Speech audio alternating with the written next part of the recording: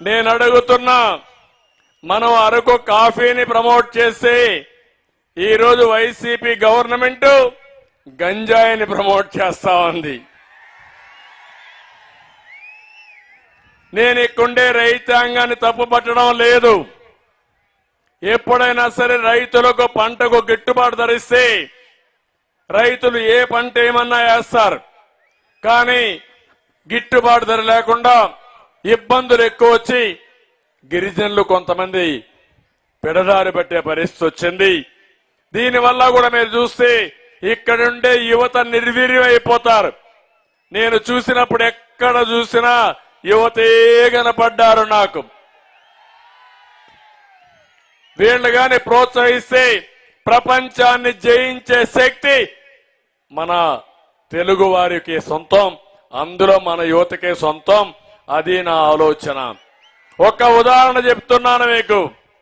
25 సంవత్సరాల కంటే ముందు ప్రారంభించాం. నేను ఐటీ తీసుకొచ్చాను, అప్పుడే సెల్ ఫోన్లు తీసుకొచ్చాం. ఈ రోజు నేను వస్తా ఉంటే ప్రతి ఒక్కడూ ఒక సెల్ ఫోన్ పెట్టుకుని నా మీటింగ్ అంతా షూటింగ్ చేస్తూ ఇంట్లో ఉండే వాళ్ళ ఆడవాళ్ళకు చూపించే పరిస్థితికి వచ్చారు. టెక్నాలజీ ప్రతి ఒక్కరికి అందుబాటులోకి వచ్చింది. ఈ రోజు కొండ ప్రాంతంలో ఉండే మనకు కూడా ప్రపంచం మొత్తం అనుసంధానం చేసుకున్నాం. దీన్నే సక్రమంగా ఉపయోగించుకోగలిగితే ఏదైనా చేసే పరిస్థితి వస్తుంది. కానీ ఈరోజు ప్రభుత్వం గిరిజన వ్యతిరేక ప్రభుత్వం, గిరిజనుల పొట్టగొట్టే ప్రభుత్వం, మిమ్మల్ని పట్టించుకోని ప్రభుత్వం అని చెప్పి కూడా నేను మీకు తెలియజేస్తున్నా. మీరందరూ కూడా మనం నమ్మారు. నమ్మితే నమ్మించి గొంతు కోసిన వ్యక్తి ఈ జగన్మోహన్ రెడ్డి. నేను అడుగుతున్నా ఇక్కడే మిమ్మల్ని అందరినీ, మీకెవరికైనా న్యాయం జరిగిందా అని మిమ్మల్ని అడుగుతున్నా. ఒకసారి గతంలోకి వెళ్ళండి. నేనే గిరిజనులో ఒక చైతన్యం తీసుకురావాలని ఆ రోజు చైతన్యం అనే పేరు పెట్టి గిరిజన సంక్షేమానికి నాంది పలికాం. గురుకుల పాఠశాలలో పెట్టింది తెలుగుదేశం పార్టీ. ఒకప్పుడు మన నాయకుడు ఎన్టీ రామారావు గారు గిరిజనుల్లో చాలా మంది చదువుకుంటున్నారు, కానీ ఇంకా చదువుకోవాలి, టీచర్లు కూడా వీళ్ళు సరిగా లేరు, బయట వాళ్ళు వచ్చి ఇక్కడ టీచ్ చేస్తున్నారనే ఉద్దేశంతో ఆ రోజు బీఈడీ పాస్ కాకపోయినా, టీచర్ ట్రైనింగ్ లేకపోయినా గిరిజన ప్రాంతంలో గిరిజనులకే ఉపాధ్యాయ నియామకాలు ఇచ్చింది ఎన్టీ రామారావు గారు.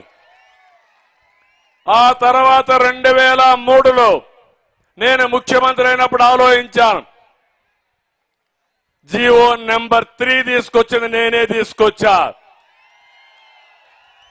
ఆ జీవో నెంబర్ 3 వరకు ఇక్కడ ఉండే ఉద్యోగాలు ఇక్కడ వాళ్ళకే ఇవ్వాలని, టీచర్లు గాని మిగిలిన ఉద్యోగాలు మీకే ఇవ్వాలని నేను సంకల్పించాను.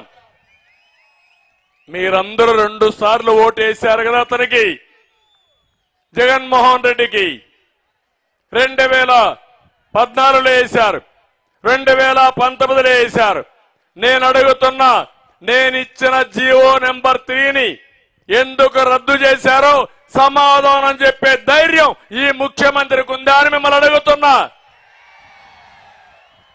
ఇది అన్యాయం అవునా కాదా అని మిమ్మల్ని అడుగుతున్నా. ఇది గిరిజనులకు ద్రోహం అవునా కాదా? ఇంకా మీ కోపం రాలా? వచ్చిందా కోపం? ఏం తమ్ముళ్ళు మిమ్మల్ని అడుగుతున్నా, జాబ్ క్యాలెండర్ అన్నాడా లేదా? ఇచ్చాడా ఉద్యోగం? జాబ్ క్యాలెండర్ వచ్చిందా మీకు? ఇంకా ప్రింటింగ్ ప్రెస్ లో ఉంది, ప్రింట్ చేస్తున్నారు జాబ్ క్యాలెండర్. ఎక్కడికి పోతున్నాం? 5 ఏళ్ళు అయిపోయింది. ఇంకా రేపో ఎల్లుండి ఇంటికి పోతున్నాడు. ఇంకా మోసం చేయాలని ప్రయత్నం చేస్తున్నాడు. నేను అడుగుతున్న సామాజిక న్యాయం గురించి మాట్లాడుతున్నావు.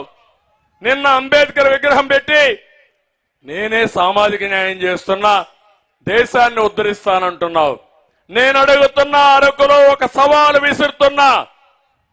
ఇక్కడుండే గిరిజనులకు జీవో నెంబర్ 3 ఇస్తే దీన్ని ఎందుకు తీసేశారో సమాధానం చెప్పే ధైర్యం ఈ ముఖ్యమంత్రికి ఉందా అని అడుగుతున్నా. ఇది సామాజిక న్యాయమా అని మిమ్మల్ని అడుగుతున్నా. మళ్ళీ ఇప్పుడు ఎవరికి ఉద్యోగాలు వస్తాయి? మైదానం ఉన్నోళ్ళు మన ఏజెన్సీ ప్రాంతానికి వస్తారు. ఇది ఏ విధంగా సమంజసమేమో నాకు అర్థం కావడం లేదు. నేను ఒకటే మీ అందరినీ కోరుతున్నా, మళ్ళీ తెలుగుదేశం పార్టీ హయాంలో జీవో నెంబర్ 3 తీసుకొచ్చి ఇక్కడ ప్రాంతంలో ఉండే ఉద్యోగాలు మీకే ఇచ్చే బాధ్యత మేము తీసుకుంటాం. అవసరమైతే కోర్టులో కూడా ఫైట్ చేస్తాం. అన్ని విధాల పోరాడి దాన్ని అమలు చేసే బాధ్యత మాదని గిరిజన సోదరి సోదరులందరికీ విజ్ఞప్తి చేస్తున్నా. నేను ఒక్క విషయం మిమ్మల్ని అడుగుతున్నా, 5 ఏళ్లలో ఒక్క మంచి పని మీకేమన్నా చేశారా అని మిమ్మల్ని అడుగుతున్నా.